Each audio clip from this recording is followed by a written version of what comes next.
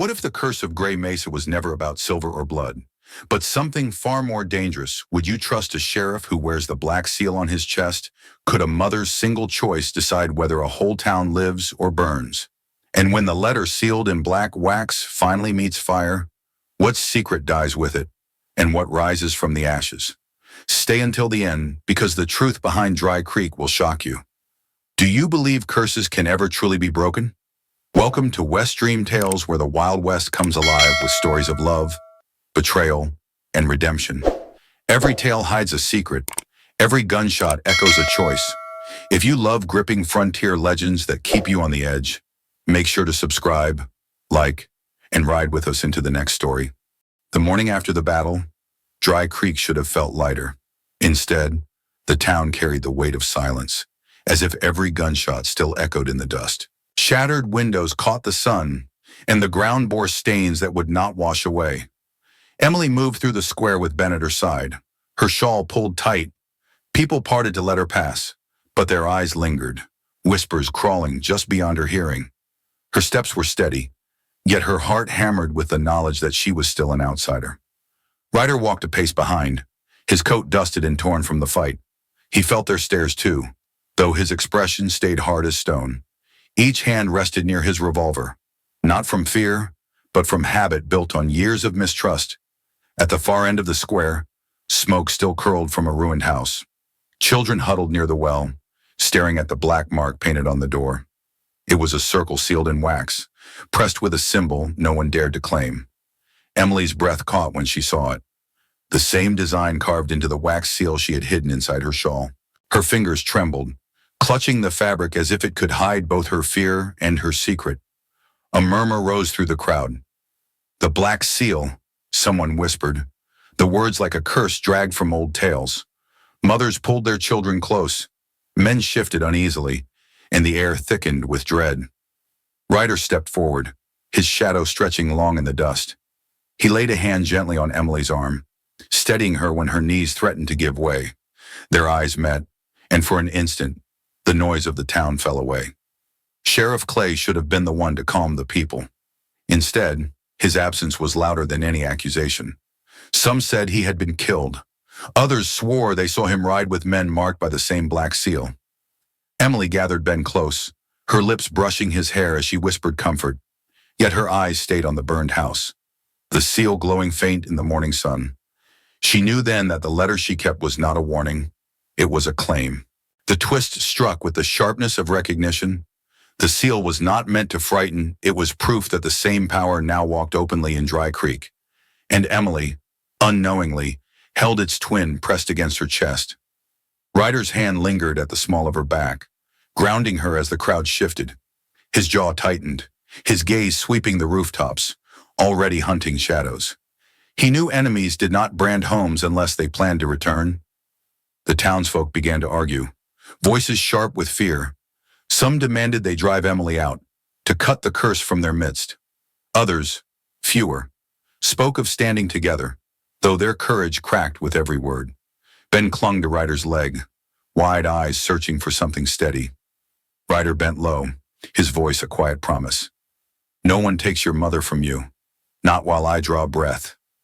Emily's throat tightened at the words, her hand brushing his shoulder. The contact lingered, fragile but undeniable, before she pulled back. The seal still burned on the ruined door, a warning and a summons all at once. Far beyond the mesa, dust rose on the horizon. Riders approached, too many for chance, too silent for peace. Emily's pulse quickened, the seal heavy as stone against her heart. The dust on the horizon thickened, but the riders did not come at once. Instead, they circled the mesa, as if measuring the land itself. Ryder watched in silence, his jaw rigid, memories scratching at the back of his mind. Emily sat near the window, her hands folded in her lap. Ben leaned against her, too tired to speak but too frightened to sleep. The boy's breathing rose and fell quickly, a mirror of her own unrest. When Ryder entered the room, the lantern's glow sharpened the lines on his face. He set his revolver on the table, the metal clinking against the wood. For a moment, neither spoke, the silence filled with questions and neither dared to ask. Finally, Emily broke the stillness, Her voice trembled, though her words carried steel. "You've seen this seal before? Haven't you?" Ryder's gaze shifted to the window, away from hers. His fingers traced the grain of the table, slow and restless. "I rode with men who carried it, long before you came here." Emily's breath caught, though she forced herself not to flinch. Her hand moved to Ben's shoulder, anchoring herself with his warmth. The name Ryder would not speak already burned on her tongue. "Iron vultures," she whispered, and his head jerked at the words. The old gang's name had become a ghost in Dry Creek, a tale used to frighten children. Yet here it was, breathing again in the lamplight. Ryder leaned back, shadows deepening in his eyes. They weren't just raiders. They were bound by something older. Silas Kane wore the face of a leader, but behind him, there was the Brotherhood. Emily stiffened, her mind flashing to the Black Seal. The Brotherhood was not a rumor, it had claws in their lives already. Her voice dropped low, and Clay Ryder's silence was answer enough. The sheriff's absence was no accident, no cowardice. He had always been a man of bargains, and the Brotherhood paid in power. Ben stirred, his small hand reaching for Emily's. She gathered him close, whispering his name against his hair. Her eyes lifted to Ryder, desperate for some thread of hope. Instead, Ryder pushed back his chair, crossing to the door.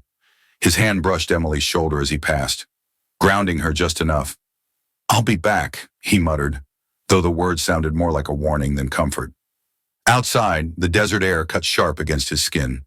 The night smelled of smoke and iron. The sky stretched wide with merciless stars. Every step he took carried him closer to ghosts he thought long buried.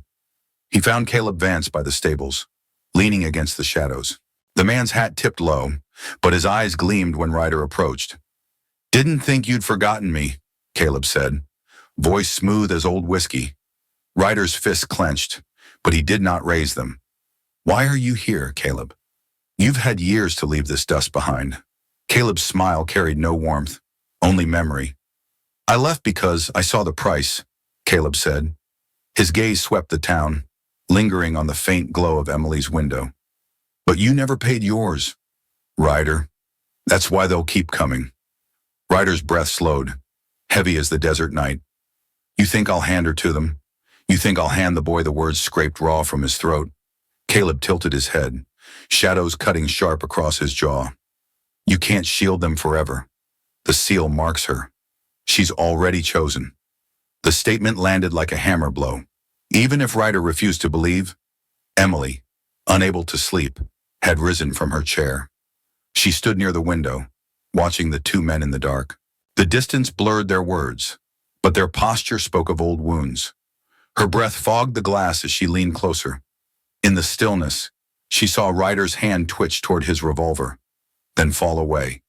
Caleb touched his hat, stepping back into shadow, and the night swallowed him whole. Emily turned from the window, her chest tight. When Ryder returned, dust clinging to his boots, she was waiting. Her hand brushed his arm as he entered, light but lingering. He paused and caught by her touch, though his eyes stayed clouded. Ben shifted in his sleep, his small face buried against the blanket. The sight steadied Ryder more than Emily's words ever could. By dawn, rumors spread like wildfire. Some claimed Clay had been seen with strangers riding black horses. Others swore the Brotherhood was carving its mark on the land itself. At the well, women whispered with tight mouths, their gazes darting toward Emily. Men muttered about curses, their voices low but sharp. Every glance carved deeper into her ribs. Though she held her head high, Ryder found her there, her hands white on the bucket's handle. Without a word, he took the weight from her. Their fingers brushed, warmth sparking through the dust between them.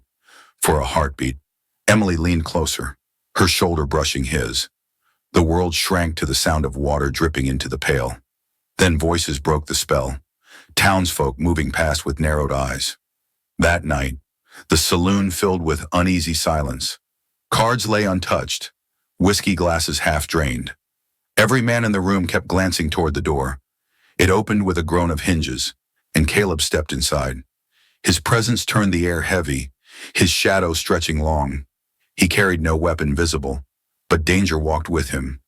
His gaze swept the room, finding Ryder at once. For a long moment, neither spoke. the weight of their past pressing every breath. Then Caleb dropped something onto the table, an old map. Edges frayed, ink fading. Gasps rippled through the crowd. The mark of Gray Mesa gleamed beneath lantern light. Lines of tunnels twisted like veins, pointing toward water hidden in stone. Emily's chest tightened when she saw it. The deed her father left carried the same markings, though she had never noticed before. Now the map and the deed spoke the same truth. It was not silver that the Brotherhood wanted. It was water, the lifeblood of the desert. Whoever held it would rule every soul from here to the far canyons. The twist landed in silence, the room holding its breath. Ryder's hand closed over Emily's, steadying her as she swayed. Her lips parted, a whisper barely audible. It was never about land. Caleb's eyes gleamed as he tipped his hat. You see now, you've been living on the current they mean to dam. Then he turned, vanishing into the night once more. The saloon erupted in shouts, men demanding answers, women clutching their shawls. But Ryder and Emily stayed rooted, the truth burning brighter than the lanterns. Ben's small voice echoed in Emily's mind. Will they come tonight? She drew a sharp breath, her hand still resting in Ryder's. The seal weighed heavy against her chest, the letter like a stone she could no longer hide. Outside, the wind howled across Gray Mesa, carrying the promise of a storm. The saloon emptied slowly after Caleb's revelation. Men left in tight groups, their boots crunching on the boards, their eyes darting at every shadow. Emily remained seated, the map's glow burned into her thoughts. Ryder gathered the papers, his hands steady though his jaw was clenched. He tucked them inside his coat, but Emily's gaze followed every movement. She knew hiding them would not dim the truth they carried. Ben clung to her skirt, sleepy but restless. His small voice broke the silence. Mama, what if they already know? Emily smoothed his hair, but the words stabbed deep. She had no answer, only a promise she was not sure she could keep. Ryder's eyes darkened at the boy's question, as though it mirrored his own fear. That night, the wind beat against the cabin walls. Emily sat by the hearth, the sealed letter in her lap.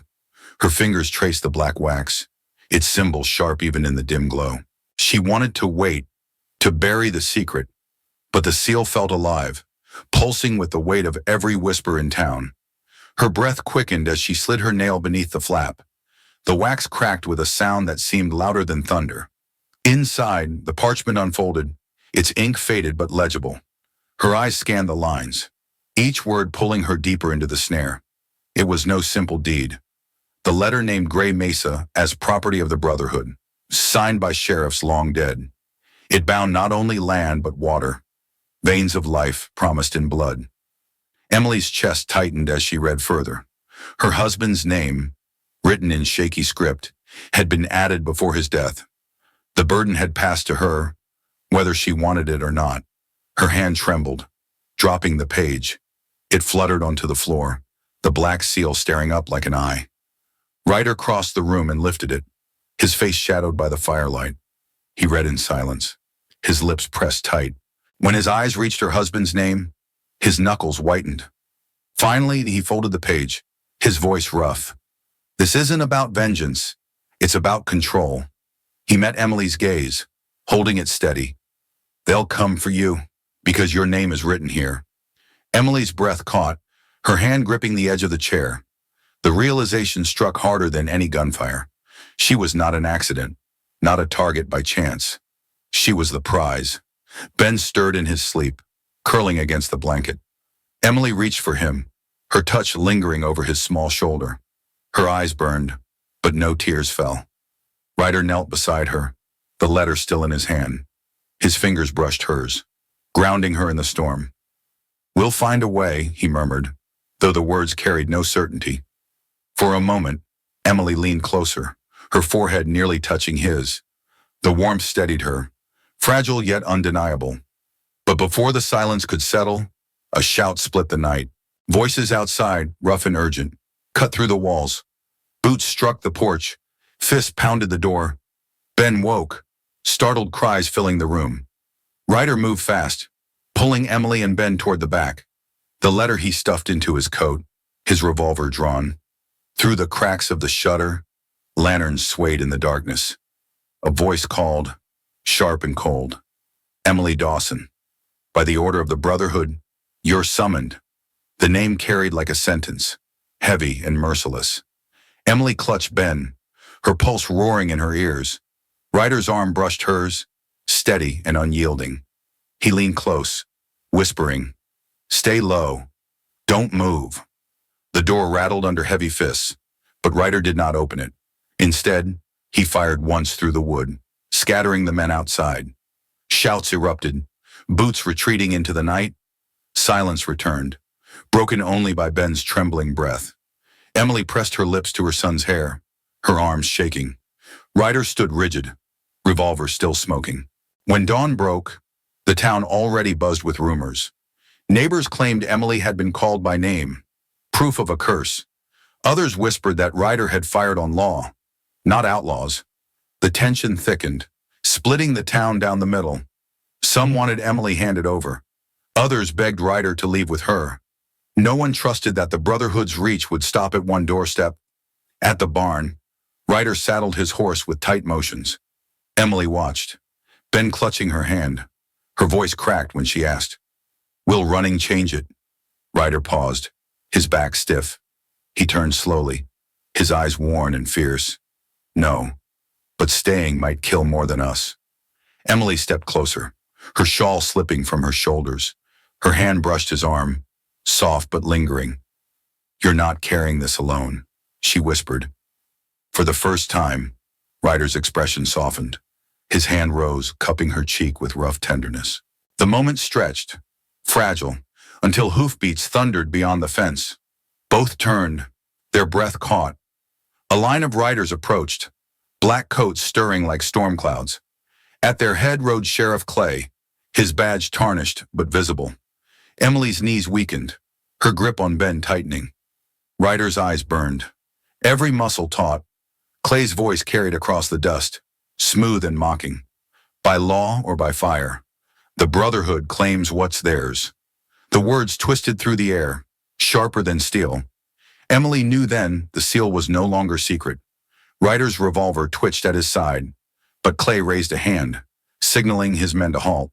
He smiled thinly, eyes fixed on Emily. "You're the key," he said. The words were quiet, but they cut through her like a blade. Behind him, the riders shifted, waiting for command.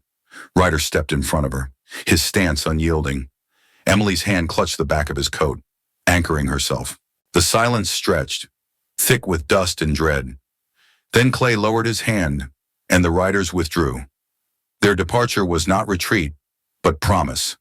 They would return, and next time, they would not ask. Emily collapsed onto the porch once they were gone. Her hands covered her face, her breath ragged. Ryder knelt beside her, pulling her close, his arms strong around her shoulders. Ben crawled into her lap, his small hands gripping her dress. The three of them sat together, bound by fear and defiance. The seal still burned between them, heavier than ever. That night, Emily dreamt of water rushing through stone. The tunnels from the map twisted into rivers, carrying whispers of blood. She woke with a cry, Ryder's hand steadying her before she could fall. His thumb brushed her cheek, grounding her. "Dreams can't hurt you," he said softly. But they both knew the truth. Dreams had already begun to bleed into daylight. Outside, the mesa loomed dark against the stars. Somewhere within its shadow, the Brotherhood waited. And Emily, whether ready or not, was already theirs. The square of Dry Creek lay under a sky bruised with storm. Dust curled in every corner, and the silence felt sharpened like a blade. Emily stood near the well. Ben pressed to her side, her shawl clutched tightly around them both. Ryder tightened his belt, the revolver heavy on his hip. His side still ached from the last fight, but his gaze was steady. He looked at Emily once, their eyes locking in a moment that carried more than words. The sound came first as a rumble, then a thunder. Hooves struck the earth, dozens in rhythm, the town trembling with each beat. From the east road, Sheriff Clay led the riders in, his chest marked with the black seal. The townsfolk gasped, some retreating into their homes. Others gripped tools and old rifles, but their fear outweighed their courage. Emily felt their stares, some pleading with her to surrender. others damning her for the danger she had brought. Clay dismounted with practiced ease, his boots striking dust into the air. He raised his hand, and the black-coated riders fanned out, rifles gleaming. His smile was cruel as he called, "Emily Dawson, you carry what belongs to us." Emily's knees weakened, but Ryder stepped forward. He placed himself between her and the riders, his coat brushing her skirt. His hand reached back for an instant, a brief touch against hers warm, anchoring. Clay's voice rang louder, a challenge for all to hear. "Hand her over, and perhaps the town survives. Stand against us, and Dry Creek burns." The silence that followed cracked with fear.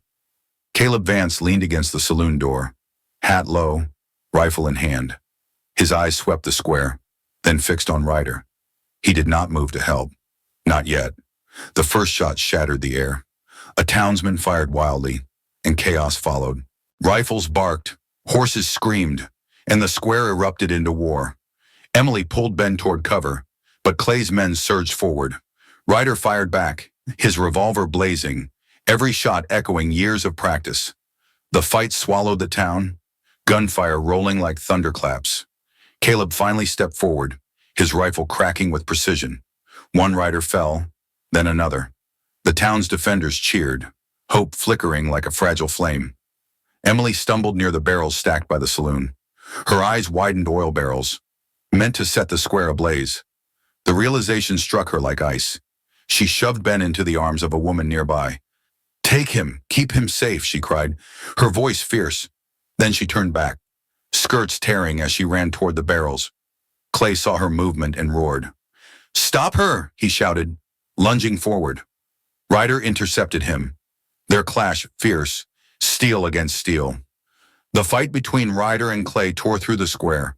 Clay swung hard, his blade cutting through dust and blood. Ryder answered with fists and fury, their battle drawing every eye. Emily reached the barrels, her palms bleeding as she clawed for a lantern. She smashed it against the stones, fire sputtering across the ground. The oil hissed, then the flame caught, licking upward. Clay's eyes widened as the fire reached the parchment in his coat. The black-sealed letter slipped free, tumbling into the flames. Emily gasped, realizing what she had done not only oil, but the Brotherhood's claim itself. Clay howled, shoving Ryder aside. He dove toward the fire, his hands grasping for the burning letter. The flames licked his coat, smoke choking the air. Ryder rose, blood running down his arm. He lifted his revolver, his stance steady despite the pain. The crowd held its breath as he fired once. The bullet struck true. Clay fell backward into the dust, the flames consuming the letter as his body stilled. Silence rippled outward, broken only by the crackle of fire. The riders faltered, their leader gone, their purpose burned away. Some fled at once, others fired blindly before retreating. Caleb's rifle barked twice more, sending the last scattering into the desert. Emily collapsed to her knees, the firelight reflecting in her eyes. Her palms bled freely, but her face shone with fierce resolve. Ryder stumbled to her side, dropping his revolver as he sank beside her. Their hands found each other, trembling but strong. Their foreheads touched, breath mingling in the fading chaos. For a moment, the world narrowed to survival and the fragile promise of tomorrow. Ben broke free from the woman's arms and ran to them. He wrapped his small arms around Emily and Ryder, his face buried against them both. The three clung together, a family forged in fire and ash. But the flames still roared, and smoke curled high above Dry Creek. The town had survived, but its scars would never fade. And in the silence after battle, the crack of burning parchment whispered of enemies not yet seen. The battle had ended, but Dry Creek was far from quiet. The square bore dark stains where men had fallen. Smoke curled from broken beams, and the stench of gunpowder lingered. Emily moved among the wounded, her palms still raw from shattered glass. She tied cloth around a boy's arm, her shawl torn into strips. The townsfolk, once suspicious, now accepted her hands without protest. Ryder leaned against the well, his shirt dark with blood. His breath was shallow, but his eyes stayed fixed on Emily. Every time she bent to help another, his jaw tightened with both pain and pride. Caleb stood at the edge of town, horse restless beneath him, Dust clung to his coat, his rifle slung low. He looked back only once before tipping his hat.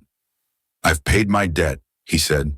The words carried across the wind, rough and final. Then he turned, riding into the horizon, his figure swallowed by the light. Ben rushed to Ryder's side, clutching his hand. The boy's eyes were wide, still shining with tears. "You're not leaving us, are you?" he whispered. Ryder winced as he lowered himself to sit. He placed a rough hand over Ben's, steadying him. "Not today," he answered, voice low but firm. Emily knelt beside them, her shawl falling loose. Her fingers brushed Ryder's shoulder, careful near the wound. The warmth of her touch lingered, soft against the ache of survival. As dusk fell, the town gathered near the fire's remains. They spoke not of curses, but of rebuilding. For the first time, unity outweighed suspicion. Emily stood before them. Ben pressed close at her side. Her voice was steady, though her body trembled with exhaustion. "Gray Mesa is not a curse. It's our beginning." The crowd murmured, some nodding, others silent. But no one raised a word against her. Her defiance had become their hope. Later, under the rising stars, Emily and Ryder walked to the fields. The land was charred, stalks blackened to ash. Ben skipped ahead, chasing sparks still drifting in the wind. They sat together on a fallen beam. Ryder's arm brushed hers, and she leaned into him carefully. The night smelled of smoke, but his closeness carried warmth. For a long moment, neither spoke. The silence itself felt like healing. Then Emily whispered, "Gray Mesa is no longer ashes. It's where we begin again." Ryder turned to her, his eyes weary but unyielding. He reached up, his calloused hand cupping her cheek. Their lips met softly, a promise sealed not in words, but in breath. Ben's laughter carried from the field, chasing fireflies. Emily broke the kiss with a faint smile, her forehead resting against Ryder's. For the first time, her chest eased, as if the curse had lifted. The fire crackled low, embers glowing faint in the dark. Among the ashes, a final remnant of black wax melted. The seal hissed as it vanished, smoke curling into the night. The wind rose, carrying dust and the last of the Brotherhood's hold. It scattered into the desert, leaving nothing behind but the people who remained. The cycle had broken, the weight of the seal gone at last. Emily held Ryder's hand, their fingers entwined. Ben ran back toward them, his small steps sure in the ash. Together, they faced the horizon, where dawn waited just beyond the dark. This was WestDream Tales. Every ending is just another beginning on the frontier. If this story left you thinking, share it with a friend, drop your thoughts in the comments, and don't forget to subscribe because the next ride will take you deeper into the Wild West.